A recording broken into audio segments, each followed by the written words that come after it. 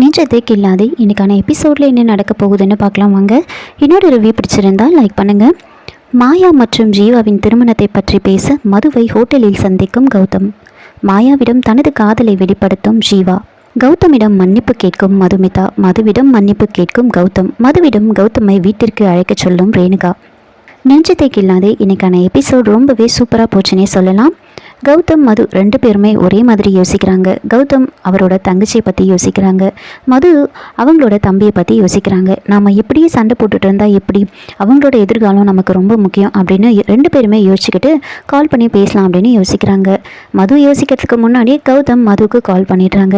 கால் பண்ணி ரொம்ப பொறுமையாக பேசுகிறாரு. இங்கே பாருங்கள், நம்ம இப்படியே சண்டை போட்டுட்டு இருக்கக்கூடாது. இது எல்லாமே ஒரு சின்ன மிஸ் அண்டர்ஸ்டாண்டிங்னால வந்தது. அதெல்லாம் மறந்துடுவோம். எனக்கு என் தங்கச்சினா ரொம்ப உயிர்.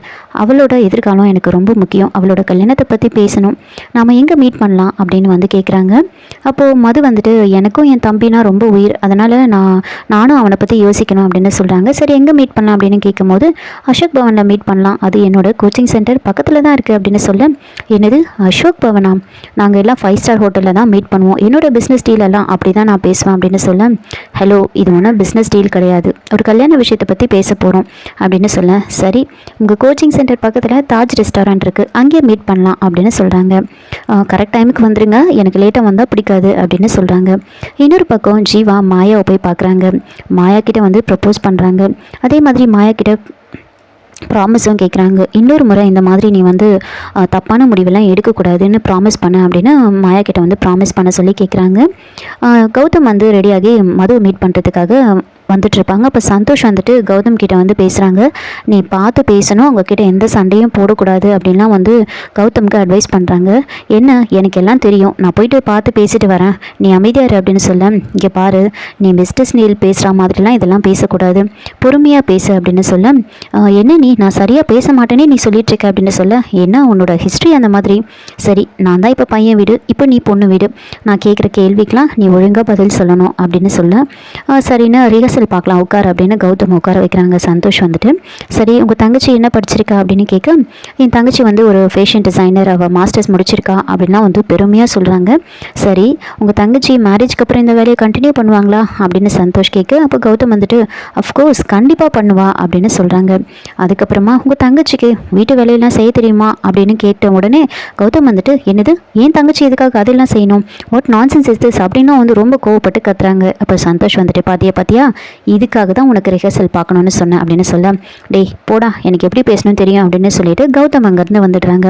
இன்னொரு பக்கம் இதே மாதிரி அலப்பற மதுமிதாவோட வீட்லேயும் அவங்க அம்மாவும் அவங்க தங்கச்சியும் மதுமிதாவுக்கு வந்து மேக்கப் போட்டுட்ருக்காங்க. ஒரு பெரிய பிஸ்னஸ் மேனோட மீட் பண்ண போகிறேன், அப்போ கண்டிப்பாக நீ ரொம்ப நல்லா மாடர்னாக போகணும் அப்படின்னு சொல்லி மதுவுக்கு மேக்கப் போட்டுட்ருக்காங்க. அங்கே போயிட்டு எப்படி பேசணும் அப்படின்னா வந்து சொல்லிட்டு இருக்காங்க. இது தம்பியோட எதிர்காலம், அதனால் நீ பார்த்து தான் பேசணும் அப்படின்லாம் சொல்ல, அம்மா என்னம்மா நீங்கள், எனக்கு எல்லாம் தெரியும், நீங்கள் முதல்ல இங்கேருந்து போங்க, நான் கிளம்பி போகிறேன் அப்படின்னு சொல்லிட்டு மது ரெடியாகி கிளம்பி போகிறாங்க. கௌதம் அங்கே போயிட்டு வெயிட் பண்ணிகிட்ருக்காங்க. என்ன இது, இருக்கிற வேலையெல்லாம் விட்டுட்டு இவளுக்காக வெயிட் பண்ணிகிட்ருக்கோம், இவள் வருவாளா மாட்டாளா அப்படின்னு யோசிச்சுட்டு இருக்க, கரெக்டாக ரொம்ப அழகாக ட்ரெஸ் பண்ணிவிட்டு மது வந்து அங்கே வராங்க. மது வந்து ஹை ஹீல்ஸ் போட்டிருக்கிறதுனால அப்படியே தடுமாறி நடந்து வந்துட்டுருப்பாங்க. அப்படியே வந்து கீழே விழுற மாதிரி வர போவாங்க.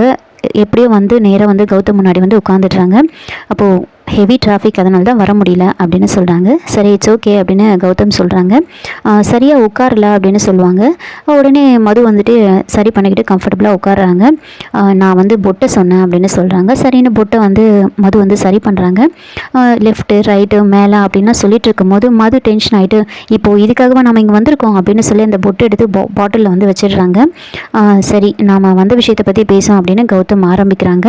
அப்போது என்ன வேணும் அப்படின்னு கேட்கும்போது ரெண்டு பேரும் வந்து வாட்டர் தான் சொல்கிறாங்க. சர்வர் வந்து கேட்டுட்டு போயிடுவாங்க.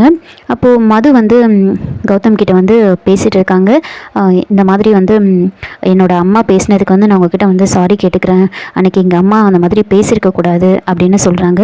அது மட்டும் இல்லாமல் உங்கள் அப்பாவோட திவசத்துக்கு வர போக விடாமல் நாங்கள் பண்ணிட்டோம், எல்லாத்துக்கும் சேர்த்து சாரி அப்படின்னு அவங்க சொல்ல, கௌதமும் அதே மாதிரி என்கிட்டயும் வந்து நிறைய தப்பு இருக்குது, உங்கள் அப்பாவை போலீஸ் ஸ்டேஷன் வரைக்கும் வர வச்சுட்டேன், நானும் சாரி கேட்டுக்கிறேன் அப்படின்னு சொல்லி ஒருத்தர் மாற்றி ஒருத்தர் வந்து சாரி கேட்டுகிட்டே இருக்காங்க. அப்போ சர்வர் அங்கே வராங்க. அங்கே வந்து உடனே வந்துட்டு மது வந்து விடாமல் வந்து கௌதம் கிட்ட சாரி கேட்டுகிட்டே இருக்காங்க. அது மட்டும் இல்லாமல் நீங்கள் அன்றைக்கி வீட்டுக்கு வந்தீங்களே, அன்றைக்கி வேறு உங்களை நான் குண்டுன்னு கிண்டல் பண்ணிட்டேன், நீங்கள் வந்து உங்களை வந்து டைனோசர்னு சொல்லிட்டேன், உங்களை வந்து நீங்கள் லிஃப்ட்டுக்குள்ளே போனால் லிஃப்ட் அறுந்து விழுந்துடும் அப்படின்னா உங்களை நான் கிண்டல் பண்ணிட்டேன் அப்படின்னு சொல்லும்போது அந்த வெயிட்டர் வந்துட்டு சிரிக்கிறாங்க.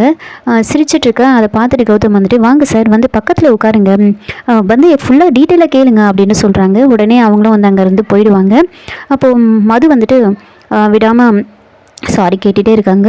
வெளியில் மழை வந்துட்டு இருக்கோம். அப்போ கௌதம் அதை பார்த்துட்டு இந்த மழை வேறு எரிச்சல் பண்ணுது அப்படின்னு சொல்ல, அப்போது மது வந்துட்டு என்ன மழையை போய் அப்படி சொல்கிறீங்க, மழை இல்லைன்னா இந்த உலகமே கிடையாது தெரியுமா, மழை வந்தால் தான் நமக்கு தண்ணி கிடைக்கும், தண்ணி கிடைச்சா தான் விவசாயம் பண்ண முடியும், விவசாயம் பண்ணால் தான் நாம் சாப்பிட்றதுக்கு பயிர் வைக்க முடியும், அப்போ தான் நமக்கு சாப்பாட்டுக்கு கிடைக்கும், நாம் சாப்பிட்டா தான் நம்ம வயிறு நிறையும், வயிறு நிறைஞ்சால் தான் நம்ம உயிரோடு இருக்க முடியும், கரெக்ட் தானே அப்படின்னு சொல்லிட்டு இருக்கேன். அப்போ கௌதம் வந்துட்டு நான் எதையுமே ப்ராக்டிக்கலாக பார்க்குறவன், மழை வந்தால் ரோட்டில் நிறைய தண்ணி தேங்கும், தண்ணி தேங்கினா டிராஃபிக் ஆகும், டிராஃபிக் ஆனால் கரெக்ட் டைமுக்கு எங்கேயும் போக முடியாது, ஏர்போர்ட்டுக்கு போக முடியாது, இதெல்லாம் நிறைய நியூசன்ஸ் க்ரியேட் ஆகும், அப்படி அதனால் சொல்கிறேன் அப்படின்னு சொல்லும்போது அப்போது கௌதம் வந்து தண்ணி குடிக்கிறதுக்காக எடுப்பாங்க. அப்போது மது அதை பார்த்துட்டு பார்த்தீங்களா மழை வரவே தான் நீங்கள் இந்த தண்ணி கூட குடிக்கிறீங்க அப்படின்னு சொல்லும்போது இவ பேச்சையே தாங்க முடியல, இவ குடும்பத்தை எப்படி தாங்க போகிறோன்னு தெரியல அப்படின்னு சொல்லிட்டு சரி நாம் எதுக்காக வந்தோமோ அதை பேசுவோம் அப்படின்னு சொல்கிறாங்க.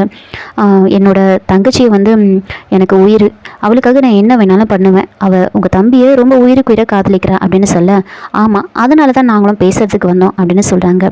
அதான் தெரியுதே அப்படின்னு சொல்லிட்டு இருக்க இடையில மதுவோட அம்மா வந்து கால் பண்ணுறாங்க. கால் பண்ணி அவர்கிட்ட பார்த்து பேசு, அவர் நம்ம வீட்டுக்கு வர சொல்லு, அவர்கிட்ட நிறைய பணம் இருக்குது, அவர் நம்ம வீட்டுக்கு வந்தார்னா அதுக்கப்புறம் எப்படி நம்ம பக்கம் திருப்புறதுன்னு எனக்கு நல்லா தெரியும் அப்படின்னு சொல்லிட்டு இருக்கேன். அப்போது மது வந்துட்டு அவங்கக்கிட்ட வந்து சொல்கிறாங்க, கௌதம் கிட்ட வந்து சொல்கிறாங்க என் அம்மாவுக்கு என் மேலே ரொம்ப பாசம் அப்படின்னு சொல்ல அதுக்கு கௌதம் வந்துட்டு எல்லாம் கேட்டுச்சு, எனக்கு இல்லை இந்த ஹோட்டலுக்கே கேட்டுச்சு அப்படின்னு சொல்கிறாங்க. கேட்டுருச்சா அப்படின்னு சொல்ல அப்போ கௌதம் வந்துட்டு சொல்கிறாங்க சரி உங்கள் குடும்பமும் எங்கள் குடும்பமும் ஒரு அண்டர்ஸ்டாண்டிங் இருக்கணும், அதனால நம்ம 2 பேரும் வந்து மீட் பண்ணணும், நம்ம 2 குடும்பமும் வந்து ஒரு இடத்துல வந்து மீட் பண்ணணும் அப்படின்னு சொல்கிறாங்க. ஒரு நல்ல 5 ஸ்டார் ஹோட்டலாக பார்த்து நம்ம வந்து மீட் பண்ணலாம் அப்படின்னு சொல்லி கேட்க அப்போ மது வந்துட்டு அவங்க அம்மா சொன்னதை யோசிச்சுக்கிட்டு நாம ஏன் வெளியில் எங்கேயாவது மீட் பண்ணணும், உங்கள் தங்கச்சி எங்கள் வீட்டில் தான் வாழ போகிறாங்க, அப்போ நீங்கள் எங்கள் வீட்டிலே வந்து அந்த கெட் டுகெதரை வச்சுக்கலாம்ல அப்படின்னு சொல்கிறாங்க. அதுவும் சரி தான், நீங்கள் சொல்கிறதும் ஓகே தான், சரி அங்கே உங்கள் வீட்டிலே வச்சுக்கலாம் அப்படின்னு சொல்கிறாங்க. சரி எத்தனை மணிக்குன்னு சொல்லுங்கள் அப்படின்னு கேட்க அப்போது கௌதம் வந்துட்டு ஒரு 12 o'clock அப்படின்னு சொல்லும் போது அதுக்கு மது வந்துட்டு 12 o'clock 12 o'clock முடியாது அப்படின்னு சொல்கிறாங்க. ஏன் முடியாது, ஏதாவது உங்களுக்கு வேலை இருக்கா அப்படின்னு கேட்க இல்லை 12 o'clock நாங்கள் போலீஸ் ஸ்டேஷன் போனோம், அங்கே போனால் எப்படியும் 12 to 3 வரைக்கும் ஆகிடும், 3 hours ஆகிடும், அதனால் முடியாது, ஒரு 4 o'clock வச்சுக்கலாம் அப்படின்னு சொல்ல அப்போ கௌதம் வந்துட்டு ஓ அப்படியா சாரி, நீங்கள் போலீஸ் ஸ்டேஷன்லாம் போக தேவையில்லை, நான் பார்த்துக்கிறேன், அந்த டைமே நம்ம ஃபிக்ஸ் பண்ணிடலாம் அப்படின்னு சொல்கிறாங்க. சரி ஓகே அப்படின்னு சொல்லிட்டு மதுவும் அங்கேருந்து கிளம்புறாங்க. அப்போ மது வந்து பொட்டு வைக்காமலே போயிடுவாங்க. கௌதம் கூப்பிட்டு பொட்டு வந்து வச்சுட்டு போக சொல்கிறாங்க. மதுவும் பொட்டு வச்சுட்டு கரெக்டாக இருக்கா அப்படின்னு கேட்டுட்டு போகிறாங்க. கௌதம் மதுவே பார்த்துட்டு இருக்காங்க. இதோட இந்த எபிசோடை வந்து முடிச்சிருக்காங்க. என்னோட ரிவ்யூ பிடிச்சிருந்தால் லைக் பண்ணுங்கள், மறக்காமல் சப்ஸ்கிரைப் பண்ணுங்கள். தேங்க்யூ.